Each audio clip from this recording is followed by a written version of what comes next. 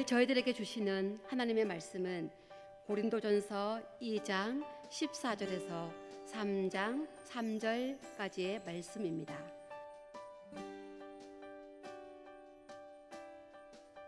육에 속한 사람은 하나님의 성령의 일들을 받지 아니하나니 이는 그것들이 그에게는 어리석게 보임이요 또 그는 그것들을 알 수도 없나니 그러한 일은 영적으로 분별되기 때문이라.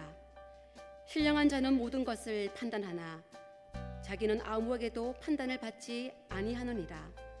누가 주의 마음을 알아서 주를 가르치겠느냐? 그러나 우리가 그리스도의 마음을 가졌느니라. 형제들아, 내가 신령한 자들을 대함과 같이 너희에게 말할 수 없어서 육신에 속한 자 곧 그리스도 안에서 어린 아이들을 대함과 같이 하노라.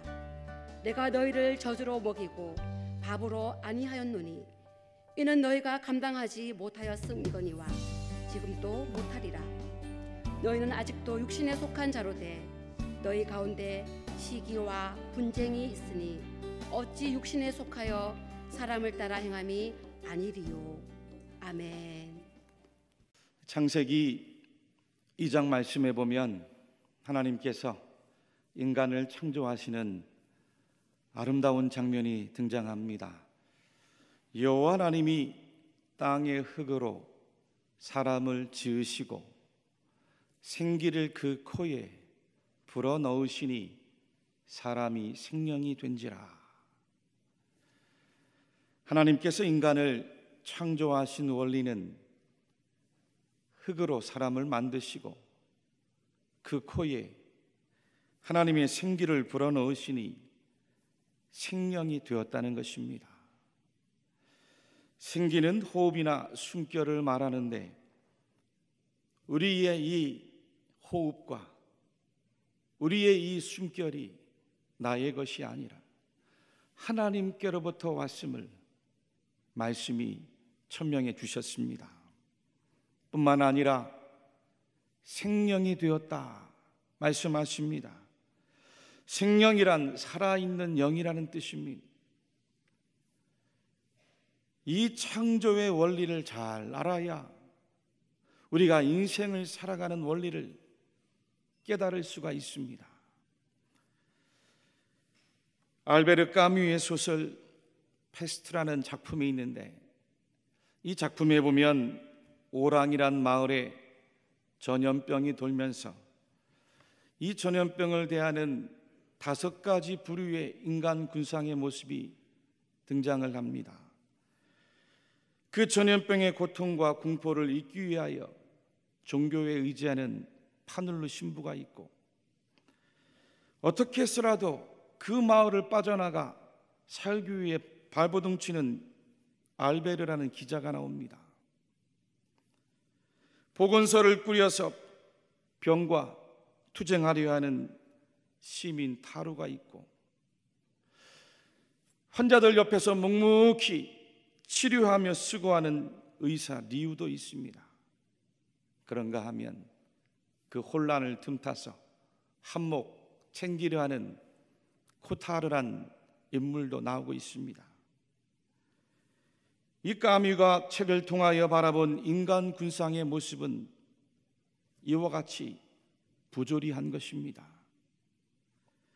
인간의 삶에는 늘 부조리가 있고 악이 만연한데 이 부조리한 세상 속에 던져진 인간이 자기의 의지를 가지고 흑사병과 같은 절망에도 희망을 찾아야 한다라고 말하고 있습니다. 여러분, 그러나 우리 사람의 의지란 것이 얼마나 연약합니까? 자기 습관 하나 바꾸기 힘든 것이 사람입니다. 마스크를 쓰고 소독액을 뿌려도 언제 어디서 어떻게 질병이 감염되었는지 알 수 없는 것이 우리의 연약한 인생입니다. 진흙에 하나님의 숨결이 닿을 때 사람이 생명이 되었다고 말씀해 주셨습니다. 오직 하늘로부터 내리는 그 하나님의 숨결, 그 하나님의 생기가 위에서 우리의 육체와 우리의 마음에 닿을 때에 영과 육이 사는 것입니다.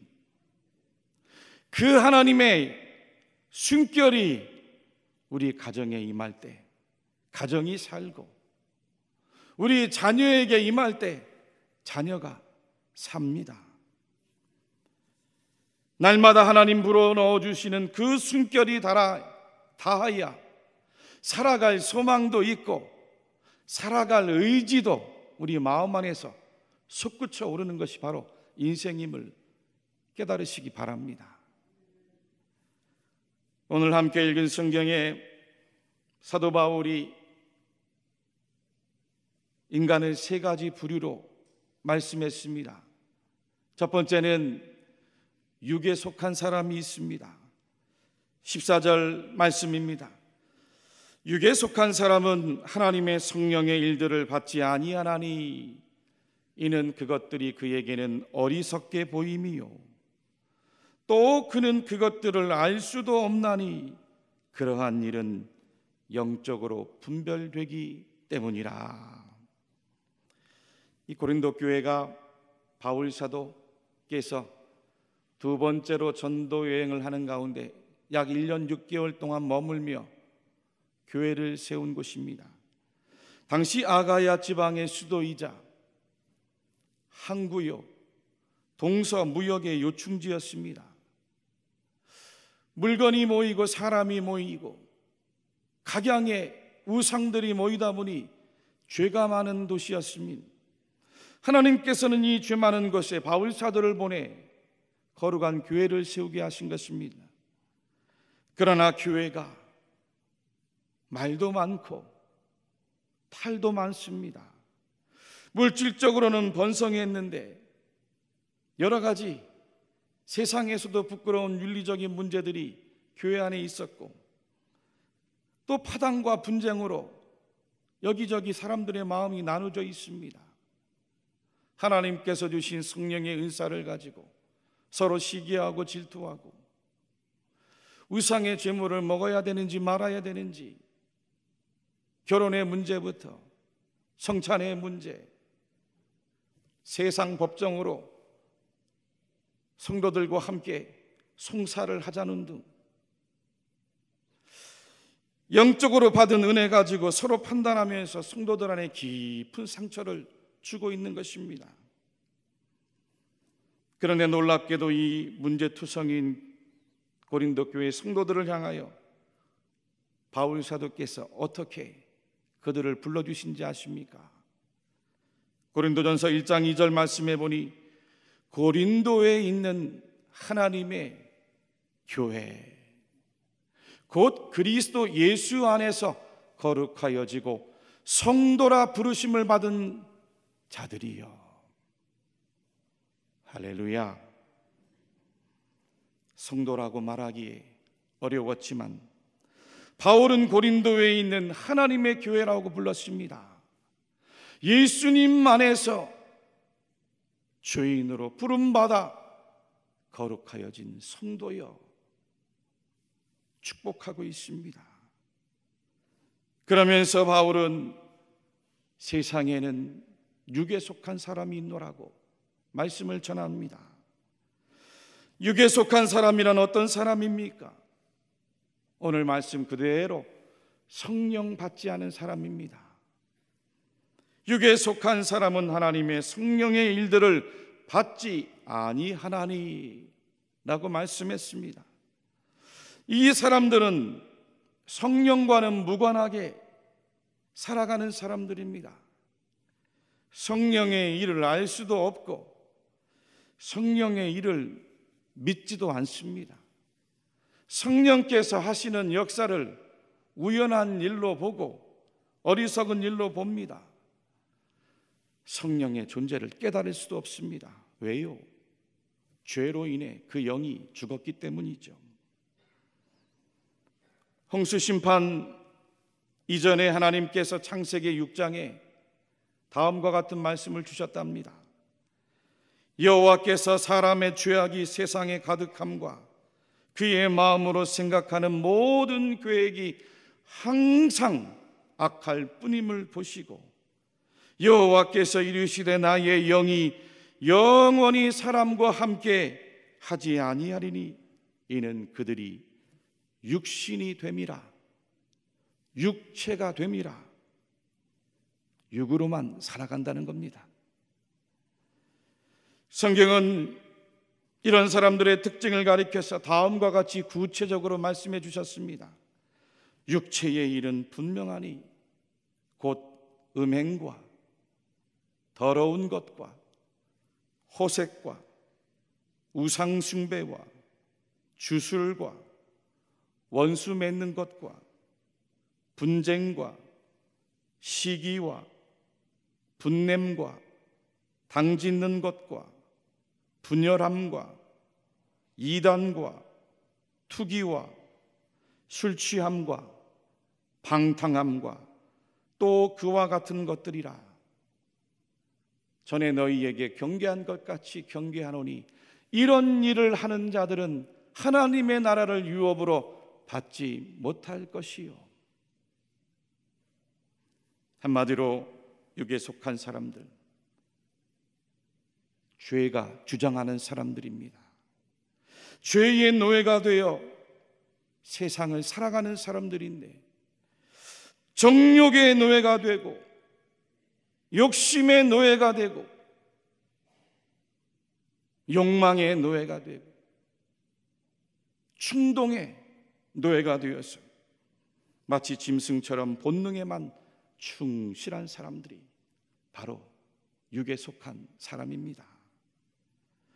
죄로 인하여 하나님의 신, 하나님의 영이 떠나 있으니 육체로만 사는 겁니다. 살아있는 영, 생명으로 살지 못하고 그저 육신에만 끌려가는 것입니다. 얼마 전에 중학생 청소년들이 이 같은 또래의 한 여학생을 붙잡아다가 폭행을 하고 영상을 찍어서 팔려다가 경찰에 붙잡힌 일이 있습니다. 심지어는 그 어린 학생을 성매매시키다가 붙잡힌 충격적인 일도 있었습니다. 여러분, 아이도 청년도 어른도 노인도 성령 없이는 죄에 팔려 살아갈 뿐입니다. 지식이 있고 재물이 있고 힘이 있다고 해서 하나님의 영이 임하는 것이 아닙니다. 예수님 믿고 성령 받아야 죄인된 삶에서 벗어나는 것입니다.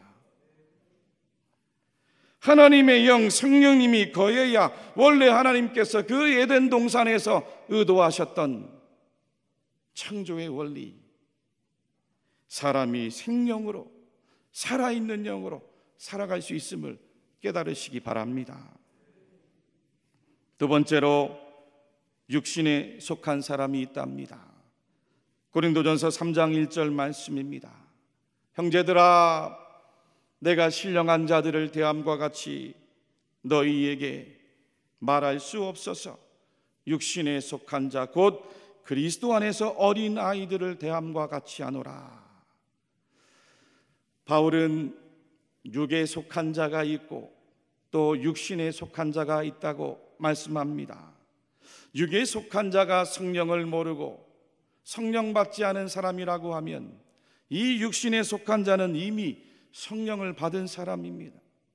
예수님 믿고 성령의 은혜도 체험했고 때로는 성령의 은사도 받았습니다. 그런데 바울은 그들을 향하여 여전히 그리스도 안에서 어린 아이들과 대함과 같이 너희는 아직도 육신에 속한 자로다 강하게 책망을 했습니다. 왜입니까? 이 헬라어 원문에 보면 그 구분이 아주 명확합니다. 육에 속한 자는 푸시키코스입니다. 육신에 속한 자는 사르키노이스입니다. 여러분, 푸시키코스는 인간이 성령 받지 않고 육체로 자연인으로 살아가는 상태를 말하고, 이 사르키노이스는 인간이 성령님이 내주하고 있음에도 불구하고 성령님을 의지하지 않고 성령님을 따라가지 않고 미성숙한 신앙으로 남아있는 사람을 바로 사르키노이스, 육신에 속한 자라는 것입니다. 여러분, 성도라고 해서 다 성도가 아닙니다. 성령님의 지배를 경험하지 못하면 여전히 육체의 본성에 더 이끌려 그 육체의 판단으로 행동하는 어린 아이와 같은 성도가 있습니다. 그래서 바울은 내가 너희들을 대할 때에 어린 아이와 같이 대함과 같다고 말한 이유가 바로 여기에 있습니다. 예수님은 믿었지만 그의 신앙이 자라가지 않았다는 뜻이지요. 전에 섬기던 교회에 어느 집사님 한 분이 계셨는데, 이 집사님께서 참 등산을 좋아하셨어요. 얼마나 등산을 좋아하셨는지 주일날 일부 예배를 드리고는 꼭 배낭을 메고 산행을 가시는 겁니다. 산악회 지인분들과 함께 등산을 그렇게 다니셨는데, 처음에는 서울 인근에 있는 산을 다니시다가 나중에는 경기도로, 강원도로, 전국으로 산을 다니면서 주일도 가끔 빼먹는 겁니다. 어느 날 교회를 오셨는데 어깨에서부터 팔까지 긴 깁스를 하고 오셨어요. 집사님, 어찌된 일입니까? 목사님, 저의 꿈이 우리나라의 100대 명산을 등반하는 게 꿈이었습니다. 그런데 하나의 산을 남겨놓고 등산하다가 그만 거꾸러져서 넘어져 이 지경이 되었습니다. 제 별명이 날다람쥐입니다. 절대로 넘어질 일이 없는데 주님께서 경고를 하셨습니다. 하마터면 죽을 뻔했는데 하나님의 사랑으로 깨달았습니다. 앞으로는 주일 꼭 온전하게 성수하고 교회에서도 봉사도 열심히 하려고 합니다. 오늘 본문에 바울 사도께서 고린도 교회 성도들이여, 너희는 아직도 육신에 속한 자라 말씀하신 이유가 있습니다. 너희는 아직도 육신에 속한 자로되 너희 가운데에 시기와 분쟁이 있으니 어찌 육신에 속하여 사람을 따라 행함이 아니리요. 교회는 다니지만 나의 마음 가운데 여전히 미움이 있고 다툼이 있고 시기가 있고 질투가 있다면 여러분, 육신에 속한 자입니다. 예수님은 믿는 것 같지만 아직도 내 마음 안에 세상의 허영이 있고 혈기가 있고 분노가 있고 쾌락이 우리의 마음을 주장하고 있다면 아직까지도 육신에 속한 자이옵시다. 여러분, 육신에 속한 자는 구원은 얻을지 몰라도 날마다 성령님과 함께 동행하며 하나님께서 우리에게 주시는 그 놀라운 영적인 세계 알 수가 없는 장인으로 살아갑니다. 바울은 계속해서 말씀했습니다. 내가 너희를 저주로 먹이고 바보로 아니하였노니 이는 너희가 감당하지 못하였음이거니와 지금도 못하리라. 사랑하는 교우 여러분들이요, 저는 여러분들이 얕은 은혜의 강가에만 머물러 있지 않기를 바랍니다. 하나님께서 주시는 그 넓은 바다와 같은 영적인 세계, 그 높은 영적인 하늘과 같은 세계, 그 신령한 세계를 성령님과 함께 말씀에 순종하여 한 걸음 한 걸음 걸어가면 다 보일 수 있는데, 하나님 앞에서 생명으로 하나님의 생기를 얻어서 그 성령님과 함께 순종하며 살아가 보시기를 간절히 축복합니다. 육신에 사로잡히면 죄사함의 은혜에만 계속 머물러 있습니다. 성령을 따라 순종해 보시면 매일의 양식의 말씀이 얼마나 꿀처럼 달고, 날마다 주님 앞에 엎드려 깨어 기도해 살면 하나님의 뜻이 어디 있는지 따라갈 수 있고, 내가 알 수 없는 신령한 응답 하나님께서 부어주십니다. 마지막으로 영에 속한 사람이 있답니다. 고린도전서 2장 15절과 16절 말씀 같이 한번 말씀을 읽어보겠습니다. 시작. 신령한 자는 자기는 나무에게도 판단을 받지 아니하느니라. 누가 주의 마음을 알아서 주를 가르치겠느냐? 그러나 우리가 그리스도의 마음을 가졌느니라. 아멘.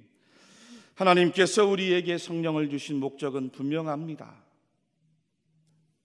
흙으로 지은 몸, 육체를 가지고 있으나 육으로 살지 말고 영으로 살라는 뜻입니다.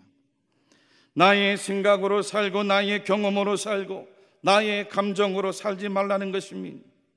나의 의지로 살고 나의 노력으로 살려면 또 율법대로 사는 것인데, 여러분, 율법대로 살면 반드시 넘어집니다. 또 실패하고 또 죄악 앞에 무너집니다. 나를 이기지 못하고 나를 넘어서지 못합니다. 또 내 안에 꽁꽁 갇혀 있습니다. 복음은 율법이 아니라, 나의 지식과 경험, 나의 노력이 아니라 예수 그리스도 안에서 성령님과 함께 사는 것이 복음입니다.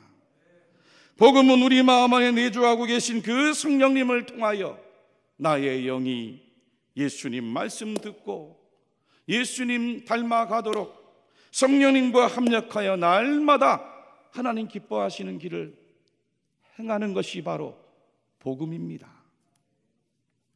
일찍이 에스겔 선지자는 이와 같은 하나님의 새로운 인간 창조의 비전을 보았습니다.